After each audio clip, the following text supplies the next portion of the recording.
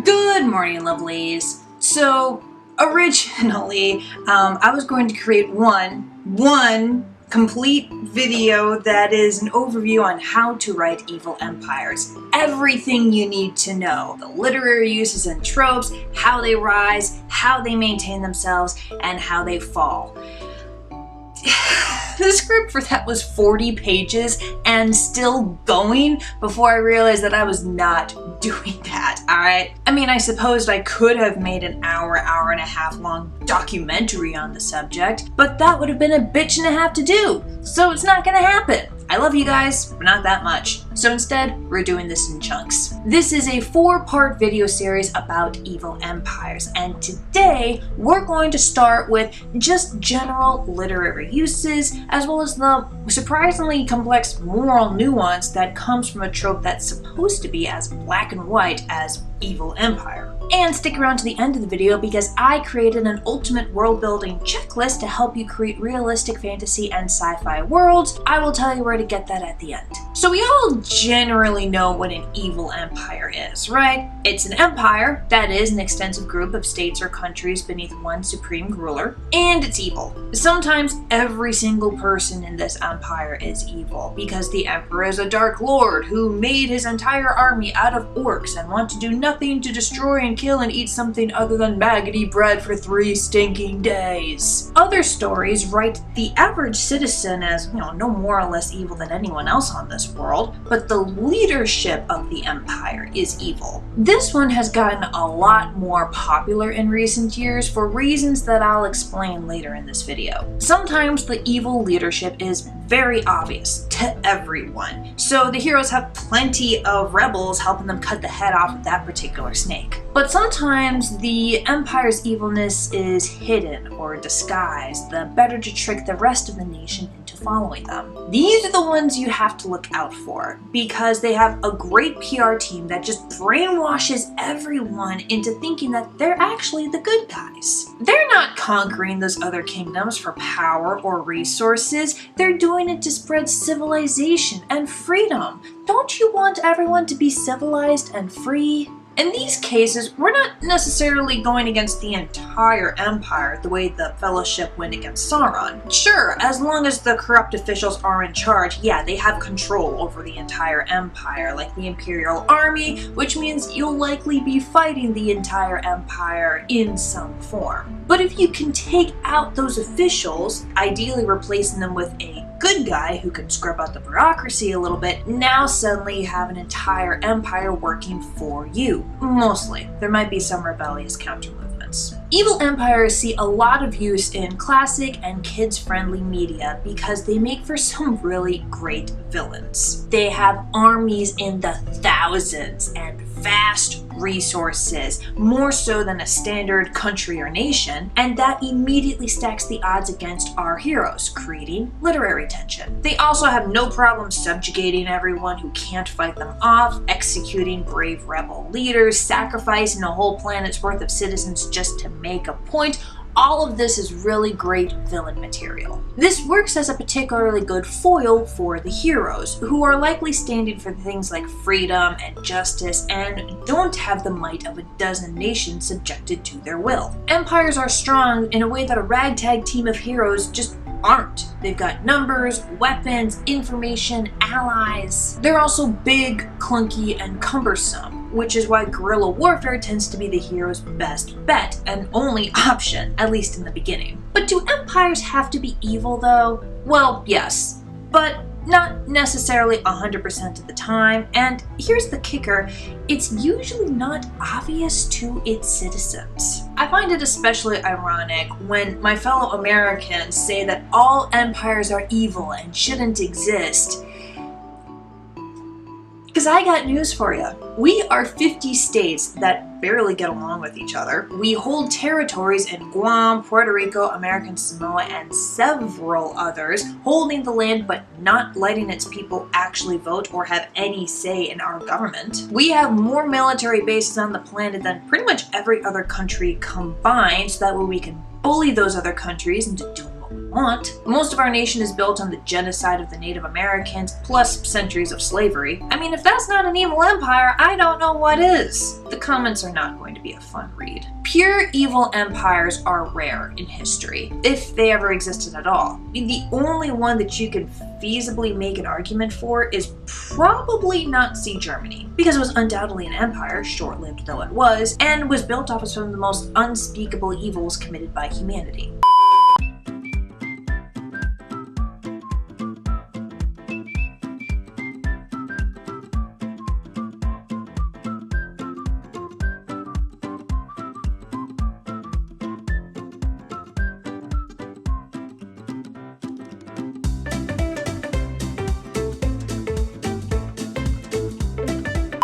But that's still only the top-tier bureaucracy that was evil, not the everyday German citizen that it was in charge of. So while the upper levels were pretty rotten, the people were still just people. Some of them were supportive of the Nazis. Yeah, a lot of them. Some were incredibly heroic opponents. Some of them were tragic victims, and others were just trying to live their lives. They were all a part of this empire, so pure evil can't technically apply. They weren't orcs or drow or Daleks where every single one of them was on board with the Grand Master evil plan here, which is why pure evil empires that do have a citizenry that completely conforms to their ideology tend to get a few eye rolls, and the writer has to work really hard to justify why all of its citizens are evil and why they're all evil in this specific way. Because real-life empires are a mixture of good and evil. By definition, that they are conquering and subjugating kingdoms that would probably like to be able to run themselves, thank you very much. In order to achieve their goals of conquering the world, they fight wars where thousands, if not millions of people are killed, assaulted, and suffer in a myriad of ways so that a handful of jerks can get filthy rich. A lot of them, like the British and Spanish empires, were formed specifically to loot other countries and bring the goods back to their motherland, to hell with all the locals that they're leaving in the dirt. And in order to continue to hoard wealth and build bigger cities, they tend to lean unfortunately hard into slavery and serfdom. They have also sometimes made positive contributions to society, like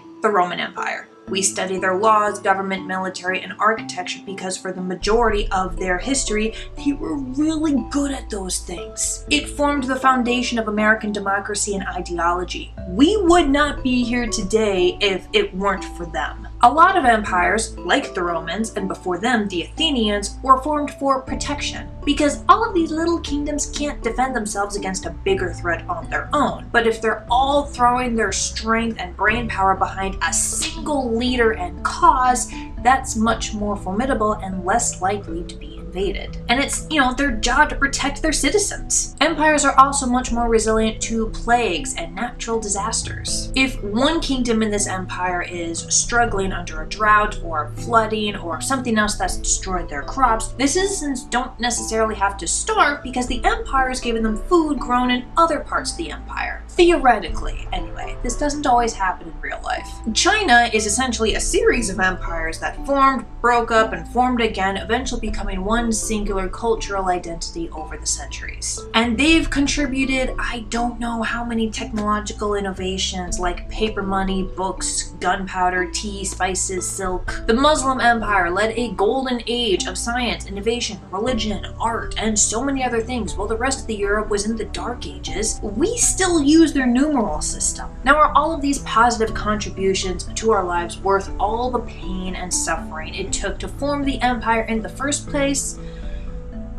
No, there were probably several better ways to go about that. That's not what I'm here to argue about. The point I'm trying to make here is that you are well within your right to make your empire totally 100% completely evil, or just have its leaders be completely evil. But it might be worth it to add a little bit of real-world moral nuance to your empire and the people who live in it. Depending on the type of story you're trying to tell, this could make your world and the rest of your story more compelling and the empire more terrifying because of its roots in real-world history and psychology. I just finished book 2 of the Drowning Empire series, and it does this whole thing beautifully. Andrea Stewart pulls no punches in depicting just how shitty it is to live in the Sukai Empire, and that life would probably be much better under a different type of government structure, or at least one that doesn't take a chunk out of every citizen's skull to power fantasy robots, no less. But at the same time, it was originally founded to protect the people against a much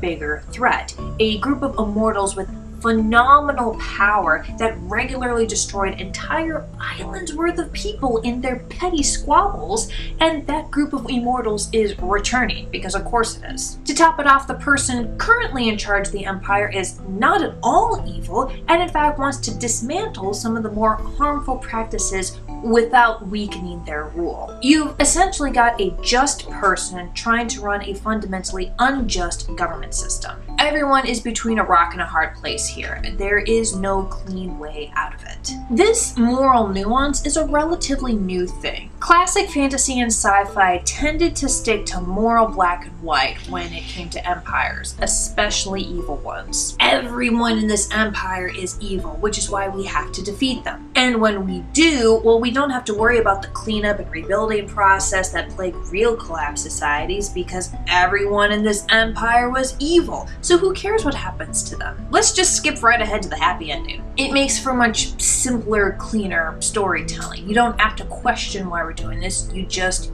go. This is also where pure evil races come from. Drow and orcs and other suspiciously dark-skinned folks who are all evil all the time, pretty much no exceptions. So it doesn't matter if their empire crumbles or even if they get wiped out completely. That's probably a good thing for our heroes and the other good races. But with the rise of synthetic villains, even kids media is giving more nuance to the evil empire. Even if it's just showing a small group of lovable characters suckered into the Imperial army with no real idea of what they're actually fighting for. This, combined with the general realization of, the evil race trope is really problematic thanks to real life racism, that makes getting away with things like pure evil empires very difficult in modern storytelling, especially for more mature audiences. This is why most modern evil empires just have the leadership that's pure evil, while everyone else in the empire is an average citizen. Some are good, some are bad. You get most if not all the literary benefits of an evil empire, and you're grounding the story in realism, and you get to explore some really cool moral nuances, characters, and themes. Avatar: The Last Airbender is the obvious example here, but we also have She-Ra and the Princess of Power, as well as several others out there. I'll stick with Avatar because I'm more familiar with it. The evil empire of the show is the Fire Nation, which is trying to take over and or burn down the world, and is currently being led by this magnificent asshole who, in addition to being a tyrant, is also a horribly abusive father. But even as early as Season 1, we met a few firebenders who were actively working against the nation because they knew that the war was wrong. And we spend the entirety of Season 3 in the Fire Nation, meeting whole villages and cities full of people, average, everyday people, many of whom have been brainwashed into believing that the war is just and that the Fire Lord is a good person. And of course,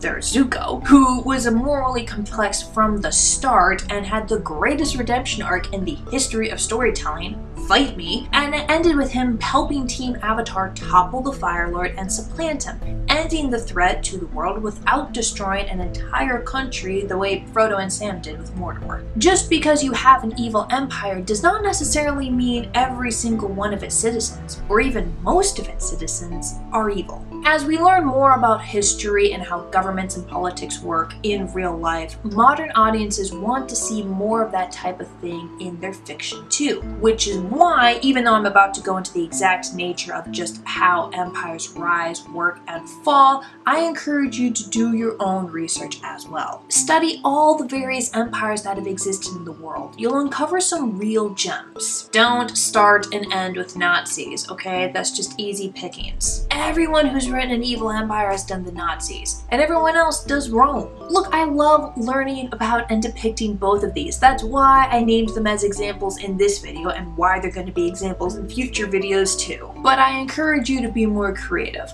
Hundreds of empires have existed in human history, so look into some of them. The next video will talk about how empires start, what gets that ball rolling, and how that can affect the rest of your empire's history. Until then, if you need some more world building help, I've created an ultimate world building checklist to help you flesh out the details of your sci-fi and fantasy world. It's linked in the description of this video, which should take you right to my website where you can download it for 99 cents. It's also available for free to my patrons on Patreon. And I've started offering writing coaching services, so if you feel like you need more personalized one-on-one help, check out my website in the description. I will see you next time. Bye, lovelies.